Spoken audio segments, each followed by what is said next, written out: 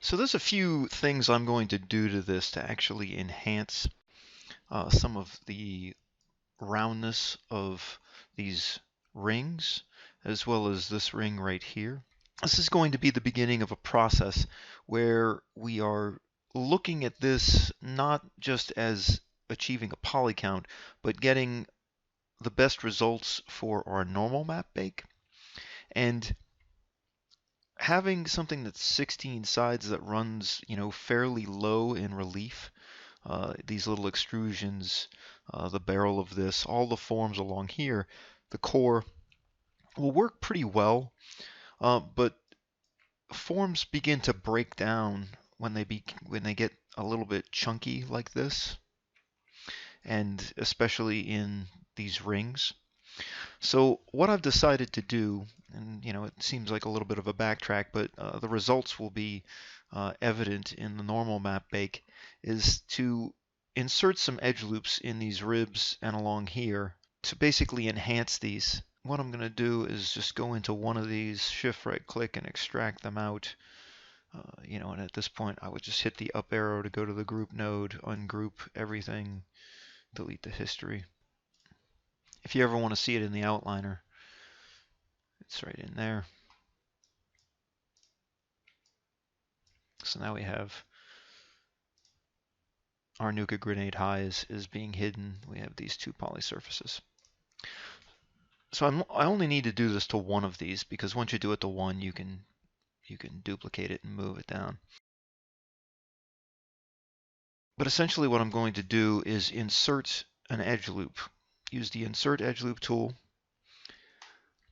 And we can reset this. I'm going to use this third option, multiple edge loops, but I'm only going to bring it down to one. So it's going to put an edge loop in there. What this guarantees is that it puts it halfway between it. And I'm just going to go around and finish this. So once I have those, I can then go around and select them. Shift and right click and edit the edge flow, and that'll round it off. The last thing I need to do is match it to our high resolution. And I'm going to put that on a template. I'm going to click that third option in the layer, just graze it out. And right now it's really kind of running along it, and you can see how this is breaking into the space of it. And we want our low resolution geometry to lie just beyond the high resolution on forms of this nature. Some of these straighter forms, it can be right on the money. It's not as big of a deal. So what I'm going to do is, if you're in object or world mode, just hold W, left click, go to axis and normal. You'll get the averaged sort of normal gizmo per vertex. And then just grab that N and start moving things out a little bit so that everything starts to come outward. And look at this close up in wireframe as well.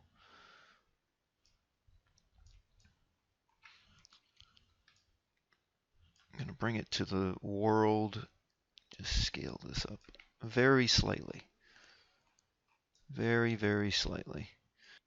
And then I'm going to go back into edges, select one edge, shift and right, or control and right click, edge ring utilities to the edge ring, hold control, and just scale that outer part. Just so our mesh covers that up just a little bit, and then do the same thing. Control right click, go to the edge ring, and just do the same thing, is lying just beyond it.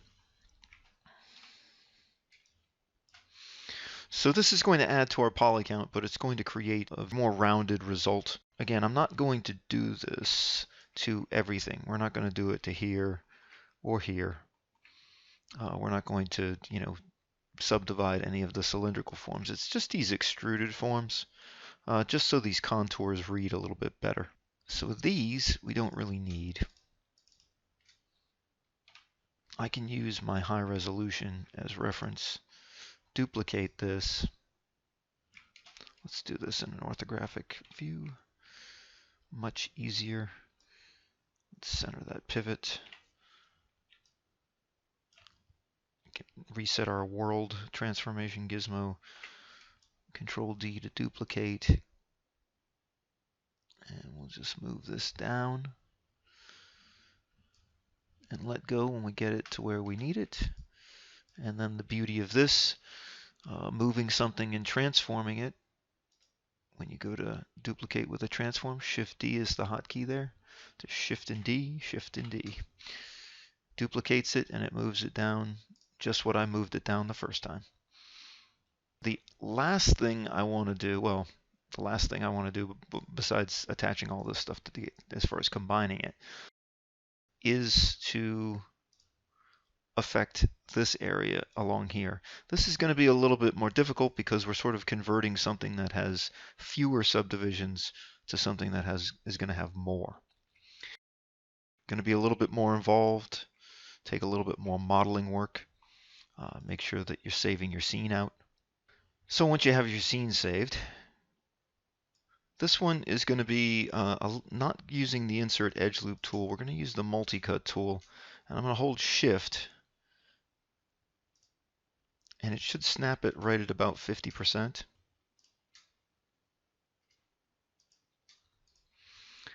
And we're going to do that to every single one of these faces, but once we cut it, we're going to have to triangulate this off.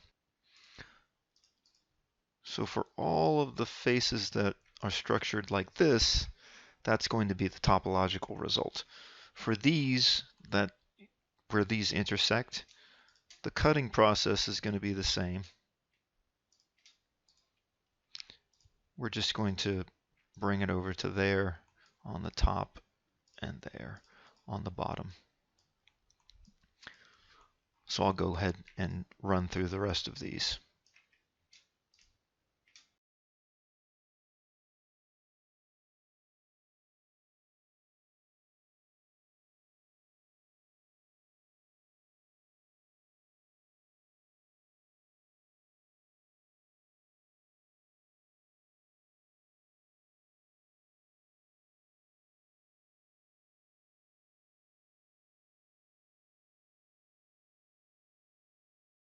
Once we have these all set up, we can go ahead and select just those outer edge loops that we created, essentially the edge ring, but every other selection. And we're going to just scale those outward, holding Control on the y-axis so it scales in X and Z, just so we get an even ring there. We can check that out in the top view as well. Let's go ahead and select this, Shift select all these, mesh combine. We can delete all the history on this. These are going to show up much more clearly in terms of their contours. The normal map transfers are going to look better than if they were 16 faces. These will have a little bit of jaggedness to them, but because they run along a cylindrical form and don't extrude that far away from the surface, they'll be much more acceptable. There will be more things that we end up doing to this. After we bring this into Painter, we'll be going back into Maya and refining some of the placement of these edge loops, because essentially we want this geometry to lie just outside of the high poly geometry. For the most part, on a lot of things, it can be right with it, but with certain forms like these, they need to lie beyond it a little bit so that they normals project correctly. So I'm not going to worry about it right now. I'm going to worry a little bit more about getting to the UV layouts. My face count is at 2308. My triangle count is at just over 4200. At this point, you should have everything modeled in your low poly version, and we should be ready to go with creating a UV layout.